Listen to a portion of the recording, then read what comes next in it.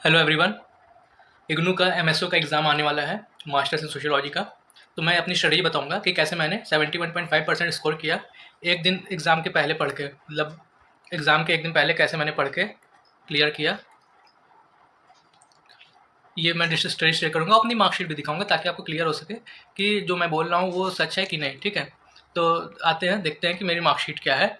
मैंने कोई कोचिंग के नोट्स नहीं यूज़ किया, ना कोई मटेरियल यूज़ किया। मैंने क्या किया था कि चैट जीपीटी से जो प्रीवियस पेपर है उसको अच्छे से आंसर्स के फ्रेम किए। मैं आपको प्रॉम्प्ट भी बताऊंगा कि क्या मैंने डाला था चैट जीपीटी पे कि मेरे मार्क्स अच्छे आए। और 71.5% मार्क्स स्कोर करना बहुत बड़ी बात है। लोग के 55% मार्क्स भी नहीं आते। 55% मार्क्स ज़रूरी होते हैं ताकि नेट वगैरह के एग्ज़ाम में हम लोग एलिजिबल हो सके। तो मैं अपनी स्टडी शेयर करूँगा कि कौन कौन से टॉपिक हैं, कैसे टाइम टेबल मैंने पढ़ा था और एक दिन में कैसे मैंने सब कुछ पढ़ के रिवाइज़ करके एग्ज़ाम दिया था, और मेरी आंसर राइटिंग का क्या फ्रेमवर्क था वो भी मैं बताऊँगा। तो देखते हैं पहले मेरी मार्कशीट, जो मैं बोल रहा हूँ वो सच है कि नहीं। तो ये मेरी फ़ोटो है, आप देख सकते हैं, और ये मेरी मार्कशीट है। देखो, ये यहाँ पे मेरे मार्क्स आप देख सकते हो। 800 में 572 मार्क्स मैंने स्कोर किए। यहाँ पे आप देख सकते हो मार्क्स, और यहाँ पे मेरे परसेंटेज देख सकते हो, 71.5 परसेंटेज है। देखो, आपको क्लियरली दिखेगा। अब ये मेरे मार्क्स हैं, और वो एक मिनट, ये देखो 71.53 परसेंटेज है, फर्स्ट डिवीज़न है। 800 मार्क्स में मुझे 572 मार्क्स मिले हैं। तो आप देख सकते हो ये मेरे मार्क्स भी हैं एक एक करके, और ये ओवरऑल मार्कशीट आ भी गई है। और मैंने जो एग्ज़ाम दिया था ना, वो एग्ज़ाम मैंने एक साथ दिया था। देख सकते हो मेरा ईयर जो एग्ज़ाम का है वो जुलाई में मैंने एडमिशन लिया था, और जो है दिसंबर में मैंने एग्ज़ाम दिया था ये, और दिसंबर 25 में मैंने एग्ज़ाम दिया था। और मैंने एक साथ 8 एग्ज़ाम दिए थे। जो 8 पेपर होता है ना, 4 पेपर पर ईयर होता है इग्नू में, आपको पता भी होगा। तो मैंने 8 एग्ज़ाम एक साथ दिसंबर में दिया और मेरे इतने अच्छे मार्क्स आए। तो अब इसके कुछ तो रीज़न होंगे जो मेरे इतने अच्छे मार्क्स आए। तो रीज़न क्या था? कंटेंट, जो मैंने कंटेंट प्रिपेयर किया था वो भी एक दिन में। एक दिन में कैसे होता है वो भी मैं बताऊँगा। लोग को विश्वास नहीं होगा कि एक दिन में मैंने किया है, बट मैं बताऊँगा तो आप भी कर सकते हो। और मेरे पास इसका अभी है भी, मतलब इसका जो कंटेंट है वो रखा भी। अगर आपको चाहिए होगा बताना, मैं शेयर कर दूँगा अपने टेलीग्राम चैनल पे। टेलीग्राम चैनल का लिंक डिस्क्रिप्शन में मिल जाएगा, या फिर आपको मेरे टेलीग्राम यूट्यूब चैनल के अबाउट में मिल जाएगा, वहाँ पे लिंक ज्वाइन कर सकते हो। और कमेंट में कर देना, तब भी मैं बता दूंगा कि क्या मैंने किया था। ठीक है, तो अब आते हैं कि करना कैसे है। तो ये क्या है, ये चैट जीपीटी पे मैंने डाला था प्रॉम्प्ट।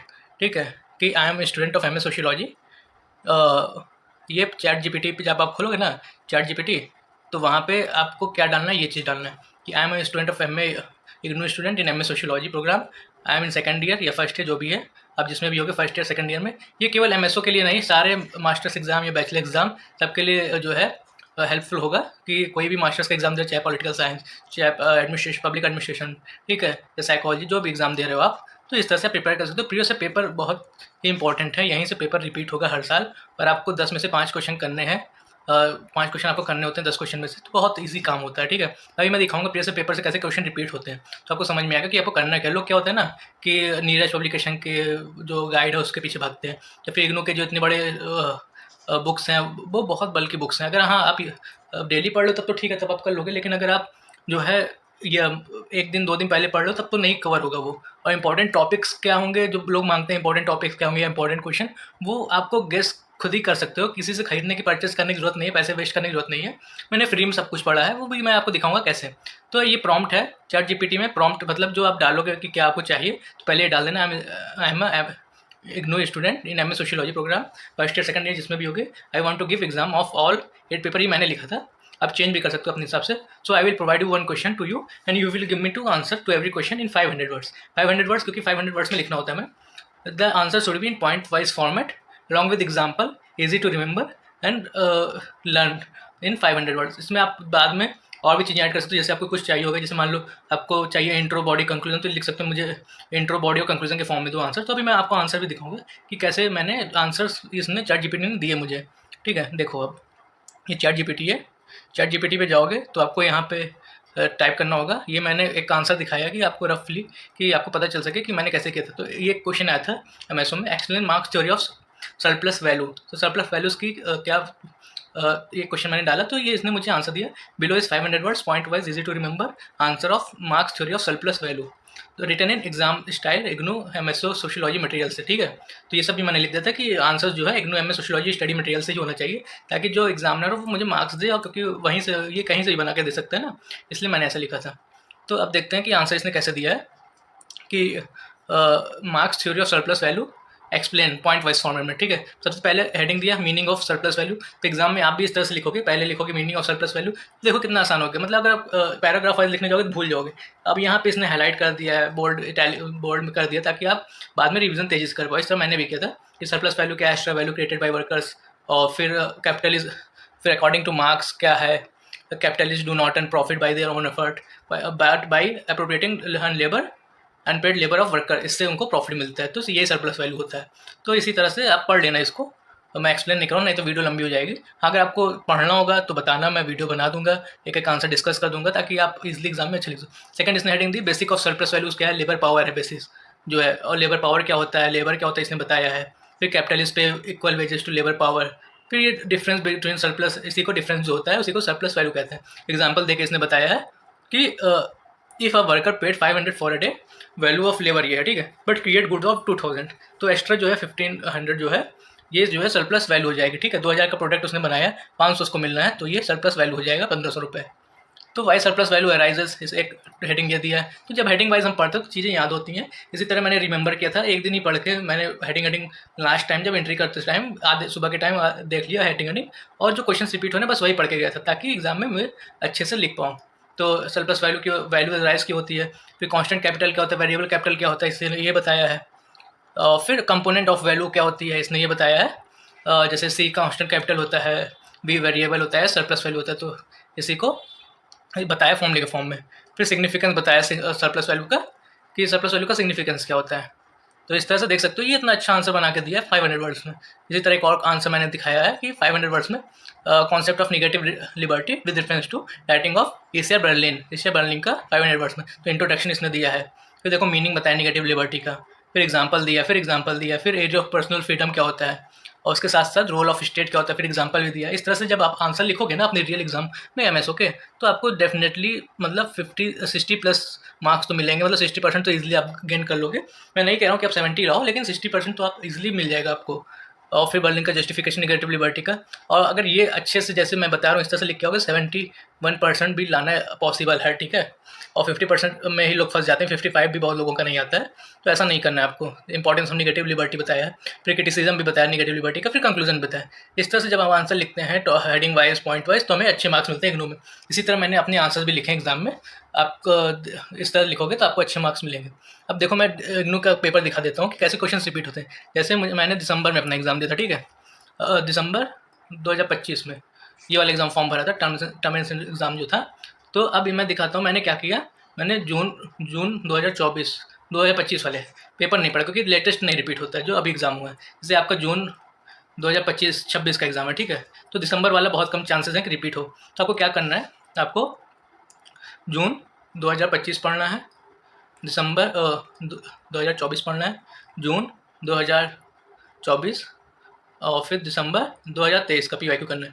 इतना पीवाईक्यू मस्ट है, मतलब 4 साल का, चार सेमेस्टर का, मतलब जो जून मतलब दिसंबर 23 से और जून 25 तक का आपको पीवाईक्यू पढ़ना है। तो मतलब 10 क्वेश्चन, 40 क्वेश्चन टोटल हो जाएंगे। 40 क्वेश्चन ही आप पढ़ लोगे ना, इसी से आपका जो 10 क्वेश्चन है ना, 10 क्वेश्चन जो मिलेगा आपको जून 2026 एग्जाम में, उस 10 क्वेश्चन में आपको 7 to 8 क्वेश्चन ईजिली मिल जाएंगे इस 40 क्वेश्चन से रिपीटेड। अभी मैं दिखाता हूँ कैसे। देखो अब आपको दिखाता हूँ मैं, सबसे पीछे आते हैं।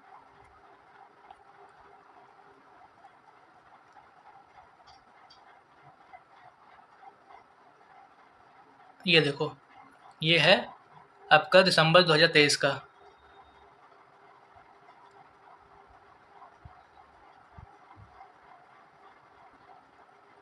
ये है एमएसओ 1 का दिसंबर 2024 का पेपर, ठीक है, दिसंबर 2024 का पेपर। अब यहाँ दिखाएंगे हम क्या रिपीट होगा।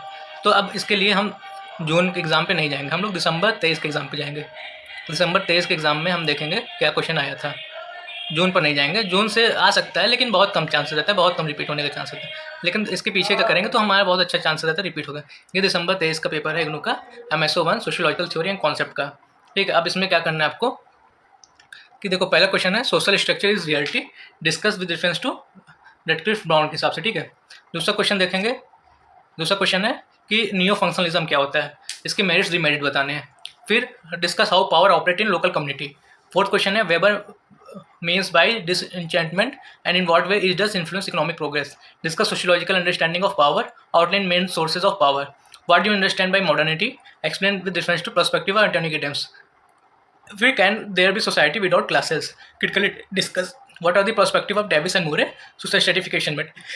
What is ethnicity? Explain the instrumentalist approach to understand ethnicity.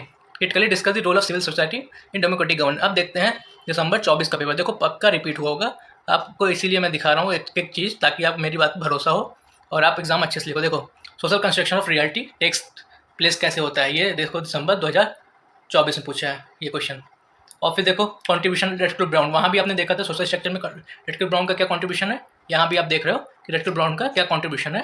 और फिर यहाँ देखो merit limitation of new functionalism. New functionalism वहाँ भी पूछा था, सेम क्वेश्चन यहाँ पे आगे, बस थोड़ा सा वर्डिंग चेंज कर देते हैं बस, ठीक है। और फोर्थ क्वेश्चन देखते हैं। फोर्थ क्वेश्चन थोड़ा अलग क्वेश्चन है, देखो कुछ क्वेश्चन अलग मिलेंगे आपको। Fifth question the variation of authority बतानी है और ये भी थोड़ा अलग है। और फिर देखो सॉलिडिटी सिविल सोसाइटी क्वेश्चन था वहाँ पे, देख रहे हो आप कि सिविल सोसाइटी फिर से रिपीट हो, मतलब 2-3 क्वेश्चन रिपीट हो गए एक ही साल के पेपर से। अगर 4 साल का आप कर लोगे, मतलब 6 महीने होते हैं ना 4 ईयर, तो 4 साल एक तरह से कर सकते हो आप। तो 40 क्वेश्चन आप प्रिपेयर कर लोगे तो 40 में से आपको एक में से 3 मिल गए तो 3 और कर लोगे, मतलब आप 30 क्वेश्चन और कर लोगे तो 3-4 क्वेश्चन और मिल ही जाएंगे। आपको 5 ही करना है अभी। और देखो सिविल सोसाइटी हो गया, ठीक है। देखो इंस्ट्रूमेंटलिस्ट अप्रोच फिर से आ गया, मतलब कहीं ना कहीं आप देख रहे हो 4 क्वेश्चन एक पेपर से सीधा सीधा रिपीट हो गया, मतलब दिसंबर 23 के एग्जाम से दिसंबर 24 के एग्जाम से 4 क्वेश्चन सीधे सीधे डायरेक्टली इनडायरेक्टली रिपीट हुआ है। तो इसी तरह का आप जून 23 कर लोगे, ठीक है, आप जो है दिसंबर 22 कर लोगे, जून 22 कर लोगे, तो आपका इसी तरह रिपीट होगा 24 में। तो आप अगर जून का एग्ज़ाम दे रहे हो तो आप जून 2026 का एग्ज़ाम दे रहे हो तो आपको क्या करना है, जून 2025 करना है PYQ, दिसंबर 2024 करना है दिसंबर, फिर जून 2024 करना है, ठीक है, और फिर दिसंबर 2023 करना है। तो दिसंबर 2023, जून 2024, दिसंबर 2024 और जून 2025, ये 4 कर लोगे तो 100% आप जो है 70% मार्क्स आराम से स्कोर कर लोगे। तो अगर कोई भी डाउट हो कमेंट कर देना, मैं रिप्लाई कर दूंगा। और टेलीग्राम चैनल पे अगर चाहिए होगा तो मैं जितने चीज़ें आंसर्स फ्रेम किया था वो सब मैं शेयर कर दूंगा PDF बना के। तो मिलते हैं अगले वीडियो में, जो भी डाउट हो कमेंट कर देना आप लोग।